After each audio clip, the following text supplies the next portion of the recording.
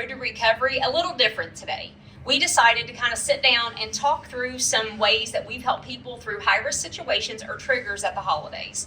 The two holidays back to back that are like the worst for people in recovery is Christmas and New Year's. They're rough, and we just come off of Thanksgiving.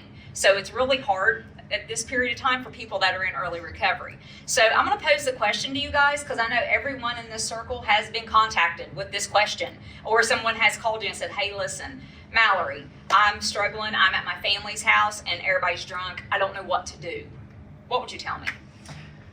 Well, I would probably have you work through some coping skills. And if you could get through that, I would probably help you find a meeting that you could maybe get to. But honestly, I would probably get in the car and come and get you to get you out of that What's in digits, situation. girl? I'm Or about to I'd be come get calling you. somebody. Yeah. Like, hey, how Yeah. close are you to this address? Exactly. Can you go get them? Okay. How about you, ma'am? What would you think? If I'm somebody that's newer in recovery and I'm calling you, maybe you've met me at a 12-step meeting, and I'm like, hey, listen, I'm struggling and my family's off the chain. I think just remaining in contact with them while you're on the phone until you can get someone to get them out of that high-risk situation, or until they can remove themselves from it, so that the trigger doesn't continue, because at first it's mental relapse before it's actually Physical. relapse. So. Okay, ma'am, what about you? What would you say to somebody new to recovery that had taken their first home pass on the holiday? I would probably ask them where they were at and what they wanted to do. Like I would bring them with me if I could get to them. Yeah, just go pick them up. Yeah, for sure. I think it's a good idea. Just even if we just drove around. Yeah, exactly. Just to talk yourself through it, because Yeah. sometimes the trigger lasts a minute. We don't have to stretch it out. Yeah. Let's get past that moment, and then you can be okay, right? True. Yes, ma'am. How about you? What would you tell me if I'm calling you? I would probably try to remain calm first off, and then just ask if like they could get to a safe environment or a safe place, like a room by themselves, and then just try to talk them through it at first, and then try to maintain contact with some sort of staff member or somebody that could go to get them, or a sponsor, or any safe sober person. Awesome. Okay, ma'am, what about you? What are you thinking? If I call you, and this is New Year's, I'm gonna switch it up. Okay. It's New Year's, and I knew, but I'm an Uber driver, but I'm new in recovery, and everybody gets in my car is hammered, and now I'm triggered to drink. Well, I don't know how the Uber thing works, but maybe only pick up people that are needing food.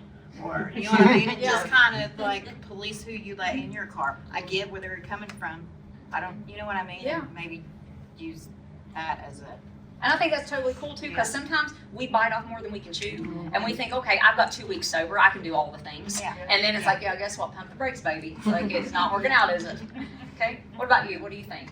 Same situation. It's New Year's, and I've got friends calling me. They're hammered. They want me to come pick them up, but I don't know that I can. Is it okay for me to say no? It is. I feel like it's okay for you to say no, and then maybe just ask them like maybe who you can contact for them that may be okay with going to get them, or just suggesting like them go to a motel, stop where they're at, if they're somewhere close, and then just calling their support or their sponsor and just talking through it. Okay, to you next, buddy. So here's the scenario is I took a pass, first time I've seen my kids in 5 years, and my baby daddy's girlfriend showed up and she wants to throw hands. That's a good one, actually. Sounds like a Hallmark movie. Yeah, I mean, it kind of goes back to what I said, I would call somebody. I would call somebody and talk with them and just be like, man, like. Is it okay not to fight? Is it okay to back down? Absolutely. Is it okay that they say? I've learned personally, it takes a bigger man to walk away. Totally. It really does. And today, if it was me personally, I'll pray for you. We're gonna make sure everything's gonna be here. You know what I mean? Like, I don't know about you guys, but I don't think I could punch somebody that says I'll pray for you. Yeah. I probably couldn't either. I'll be like, dude, this is I know to walk away now. God, I got you. I hear you talking to me.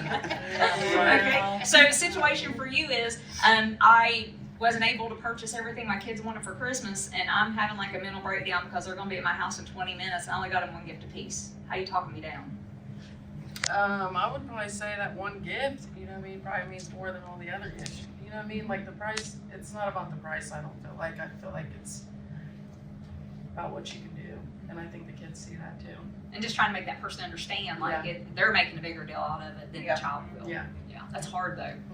Okay, Dottie, so for you, it's, I'm at my family's, and my mother has followed me to every room, and she hid her purse. And I'm a little mad, because I've been sober a minute. How do I deal with my family like that? Like, I need you to help me through this.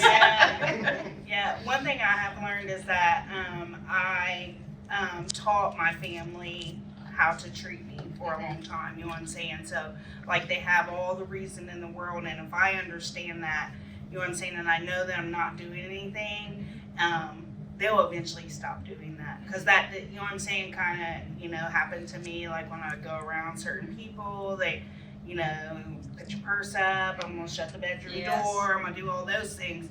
But after some years, like, they don't do that anymore. Or they don't watch. I always talk about how they used to watch and FaceTime, like, look in the background to see where I was at. Like, they don't do that anymore. But I remember being pissed. And then I would talk, you know what I'm saying? I would talk to, like, my people about it. People in recovery that understand that's probably going through the same thing. That's how I get through most things, is talking to someone that understands and is going through the same thing. And most of the time they'll say, that's normal. You know what I'm saying? Yeah. Like, that's It is. normal. It'll go away. Yeah. Like, But in the moment, though, it eventually- doesn't, though. It hurts Yeah, your heart in yeah. that moment. When you see them, It's like, it heartbreaking. does, and you're just like, oh my God, because Like, I they're did never that. gonna trust me, is Exactly. always how I felt, Mhm. but, that's not true, so, like, if you just keep doing the right thing, eventually they will trust you, cause, like, they trust me fully now, you know, Crazy. nobody watches me, it's weird. I know, I It's love weird, that. It's nobody nuts. questions me about where I'm going, if I say I'm going outside to the car, they're not like, what is she Yeah. going out there for? Get They- out the window. Oh, you know, timing me in the bathroom. They don't do that anymore. But you know, that was the whole thing. And sometimes I don't even think they were doing it. It was me. That I thought they were doing The that paranoia stuff. set in. Yeah, the Yeah. paranoia said it. Oh, I better not. You know, I better not look tired. I better not. You know what I'm saying? It's weird. Like, am I It's hard. Might as well wait, I promise. Act like I'm hungry. Yeah. This is like a real, and these are real things that we've all gone through. And there's people out there that's watching this episode, and they're going to go through similar things. And just want people to understand that this is normal. Like, this is okay. And now we can sit back and talk about it and laugh about it. But in the moment, it's so real that you don't know how you're going to make it through. Case, I have a scenario for you. So I got teenage kids, and I've got felonies. Teenage kids have boyfriends and girlfriends, and girlfriend's mom called and said, "Hey, I seen that you went to jail for drugs. Is there gonna be drugs at your house if my daughter comes there for Christmas?" How do I deal with that? How do I not explode on this woman? Because I'm in recovery. I go to all the meetings. I got all the chips. Yeah, I mean, I would just probably talk to you about how, like, this person doesn't know that, you know, and there are, unfortunately, stigmas placed on us, and we did all of those things to get those felonies, you know what I mean? Yeah. And just try to show that person that, you know, drug addicts can change, and that we're not defined by our past. No, we're not. That's for sure.